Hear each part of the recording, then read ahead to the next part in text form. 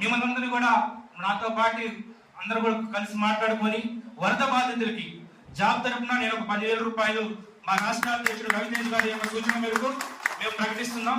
మీరు కూడా అందరూ వస్తే కలెక్టర్ గారి దృష్టికి మనం కూడా వెళ్ళి అది 50,000 1,00,000 రూపాయల వరద బాధితులకు సంబంధించినటువంటి ఈరోజు ఏదైతే కట్టుగుడ్డలతో బయటకు వచ్చినటువంటి అనేక మందికి మనం కూడా మన వంతు జర్నలిస్టు ఏకతాటిపై వచ్చారు. యూనియన్లు వదిలేసేయండి. ఇందాక చెప్పాను, బాలకృష్ణ అని చెప్పారు. యూనియన్ అనేది ఈరోజు పూర్తి స్థాయిలో పక్కన పెట్టి వ్యక్తిగతంగా జర్నలిస్ట్ యొక్క సహకారాన్ని ముందుకు తీసుకెళ్లాలి ఈ రాష్ట్ర ప్రభుత్వం అనుకుంటున్నాం. సో అందరం కూడా కలిసికట్టుగా ఈరోజు రామకృష్ణ శివకుమార్ గారు గారండి, అదేవిధంగా పెద్దలు అందరం కూడా కోరుతున్నాను, కలెక్టర్ గారి దృష్టికి తీసుకెళ్లి మనం కూడా యూనియన్ తరఫున డిడి గారితో కూడా మేము మాట్లాడి జాబ్ తరఫున వరద బాధితులకి 10,000 రూపాయలు నా తరఫున మా యూనియన్ తరఫున కూడా పూర్తి స్థాయిలో కూడా ముందుకు వస్తున్నాను. మీతో కూడా మేము